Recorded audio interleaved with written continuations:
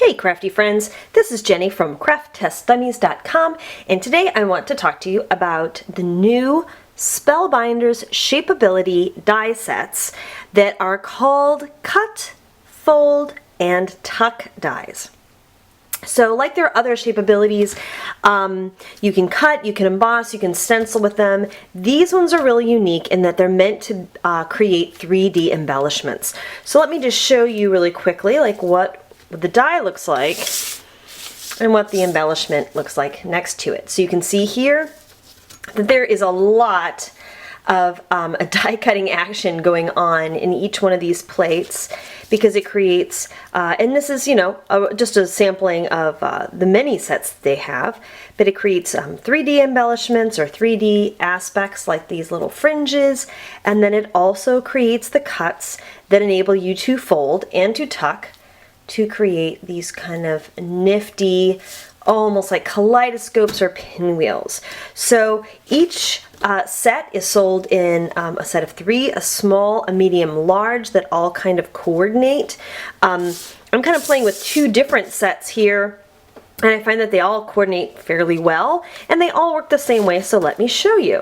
So you run them through your machine. I found that they did not particularly work well with the Vagabond. There is so much detail work in some of them that I found that I got the best results using the Spellbinders Grand Caliber machine, because that's the one that I have got. But it comes out, and here's the back side, and here's the front side, and you will, yes, need to have some kind of pokey tool on hand. This is my favorite one. And what you'll do is, oop, not that one. But you'll use the tip of your tool to just go in and poke each of the little holes, and there's a bunch, depending on how intricate it is. Like you can see there are 2 here at the top and then 1 at the bottom. It could be a lot of pokey tools or not so many pokey tools.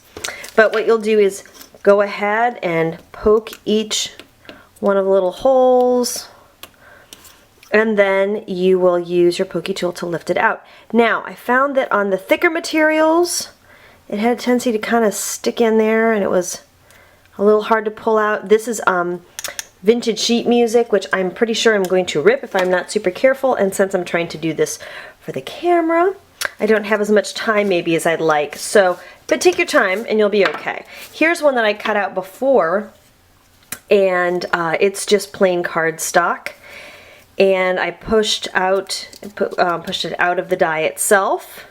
And then you just fold. It kind of comes out, let me show you. Let me reverse course here a little bit. So it comes out, it looks kind of like this.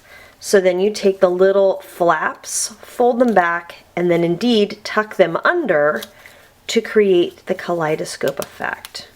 And what's really cool is that once you get it all done, I like the circle one a lot because it kind of gives you this illusion of interlocking circles. And even the back is pretty, so you can choose whether you want to use the back or the front.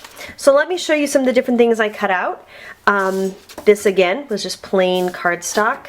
This was a 2-sided scrapbooking paper, which is like a text weight. Now I'm going to tell you that some of these are really fussy, and you can see here I actually ripped it, but you can fix that with a little bit of tape. I also did some heavier cardstock. This is like a coordinations, and it's textured again. I ripped it a little bit, so be careful if you're using the heavier cardstocks and with the fussy dies. Here's the one of the ones that I did of the vintage sheet music. I think that that turned out just beautifully. See, I would even layer that on there like so. And hey, look, it even cuts craft foam. Now because this is really thick, it won't actually stay tucked under. But you could add a little dot of glue or maybe a little stitch, do a little embroidery if you wanted that kind of embellishment. Here are some fused bags. Yeah, I know, I'm kind of crazy, but I fused these plastic bags together to make sheet material. And again, it's going to need either a little bit of glue or another touch of heat to make it stay.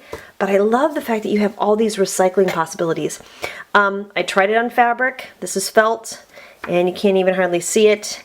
Did not work oh, see, it cut it just a little bit, but not successful on fabric.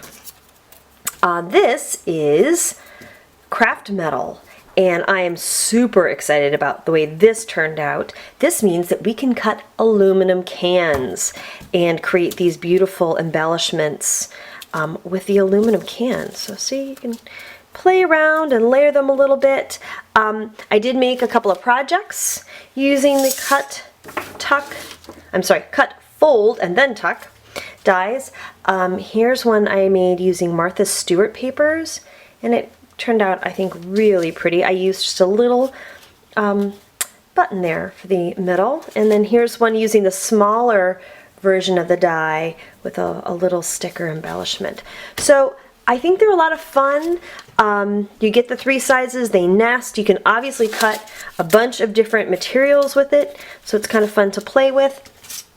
But I know that I'm going to be playing with them some more, especially using these recycled materials. I think that that's the coolest thing ever. So thank you so much for watching my video today. I hope you'll join me on CraftTestDummies.com for more craft product reviews, tips, techniques, and yes, even tutorials. So you have a crafty day now. Bye-bye.